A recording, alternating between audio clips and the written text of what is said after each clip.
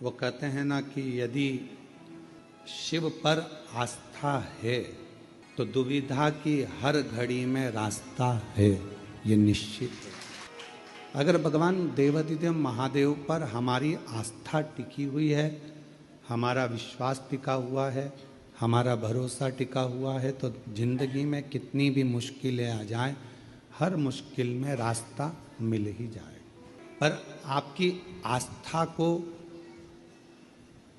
डिगना नहीं चाहिए, आपके विश्वास को डिगना नहीं चाहिए। यदि आस्था है तो फिर रास्ता भी है। जहां व्यक्ति की आस्था समाप्त हो जाती है, परमात्मा पे से विश्वास हट जाता है, तो फिर कोई रास्ते नजर नहीं आते। थोड़ा दुख ज्यादा आ गया, हमने भगवान को छोड़ दिया।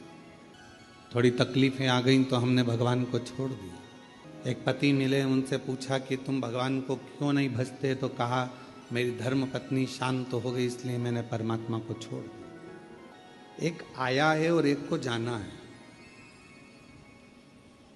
ये श्वासें जितने दिन हमको मिली है, आपको मिली है, इन श्वासों के बल पर ये शरीर जो चल रहा है, ये जितने दिन आप अच्छा कर सकते हो और अपनी जिंदगी को अच्छा बना सकते हो, बना लो। फिर ये श्वास का कोई भरोसा नहीं। विश्वास और आस्था के बल पर ही परमात्मा रास्ता देता है। मेरी धर्म पत्नी चली गई, मैंने भगवान को उठाकर रख दिया, अब मैं भगवान को कभी नहीं पूछूंगा। हमने पूछा भगवान ने तेरा क्या बिगाड़ा कि मेरी पत्नी चली गई? तो हमने पूछा भगवान आए थे लेने के लिए? तो लेके तो वही गए हैं। नारद का संवाद श्रीमद् भागवत में लिखा हुआ है, देवऋषि नारद का संवाद, उसको पढ़िएगा। नारद जी ने भगवान विष्णु जी से जाकर प्रश्न किया कि ध्रुव जी की उम्र 4 वर्ष की है, प्रहलाद जी की उम्र 5 वर्ष की है,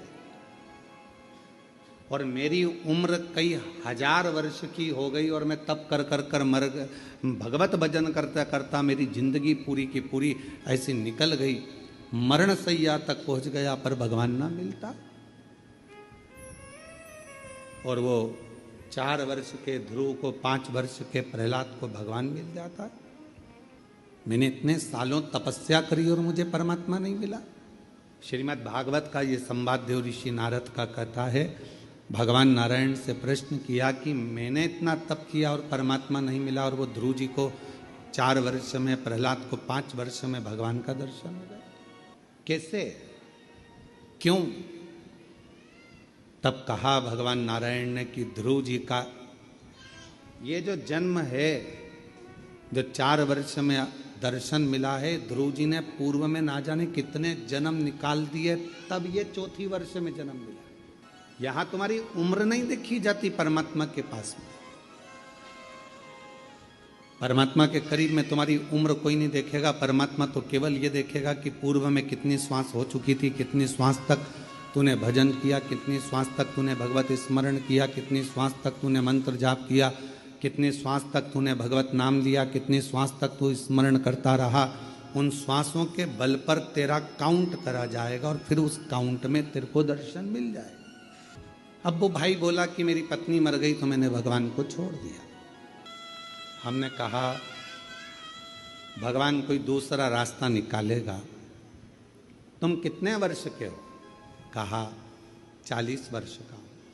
मैंने कहा इतने अवस्था में तुम अपनी हिम्मत को हार दिए, परमात्मा को छोड़ दिए। अपने भीतर एक आस्था और प्रकट करो, अपने भीतर परमात्मा के प्रति भाव प्रकट करो। उसने फिर भगवान की अविरल भक्ति को करना प्रारंभ करा, भजन करना प्रारंभ करा, और वो व्यक्ति हमको 2-3 साल तक नहीं दिखा। 2-3 साल के बाद वो व्यक्ति फिर दिखा, तो हमने फिर पूछा क्यों भाई अब कैसे हो? शिव जी को जल चढ़ाते हो? हाँ, मैं भी चढ़ाता हूँ और मेरी पत्नी भी चढ़ाती है। मंदिर जाते हो? हाँ, मैं भी जाता हूँ, मेरी पत्नी भी जाती है और मेरा एक छोटा सा बच्चा है। 1 साल का, वो भी मंदिर जाता है। हमने कहा 3 साल पहले तुम भगवान पर ब्लेम कर रहे थे कि भगवान की पूजन नहीं करूँगा, अर्चना नहीं करूँगा, अब तो कहा वो 1 लोटे जल ने कमाल कर दिया, मेरा पूरा परिवार वापस मुझे लौटा दिया। और पूरा बस आस्था है शिव पर, तो दुनिया के सारे दुख में एक रास्ता शिव तुम्हारे लिए अलग से खोल दे। यदि शंकर भगवान पर यदि आस्था है तो शिव रास्ता खोलेगा। ये दोनों हमारे भोपाल वाले भाई और बहन बैठे हुए हैं, दोनों खड़े हो जरा। ये दोनों पति पत्नी आज से नहीं, बाबा के धाम से कई सालों से जुड़े हुए। जिस समय पर बाबा के धाम में कुछ भी नहीं था, केवल कंकर ही कंकर था और बाबा ही बाबा थे और पेड़ ही पेड़ थे, उस समय पर से ये लोग जुड़े हुए हैं। पहले आए थे जब कुछ और बाबा के धाम में आकर जब बाबा की पूजन अर्चना करना प्रारंभ करी, ऐसा कोई महीना नहीं जाता होगा शायद कि आप लोग नहीं आते होंगे। और मैं तो नाम भी नहीं जानता, केवल स्वरूप से पहचानता। मैं केवल इनको स्वरूप से जानता हूँ कि ये हर महीने 1.5 महीने में बाबा के धाम आते रहते हैं। बैठिए।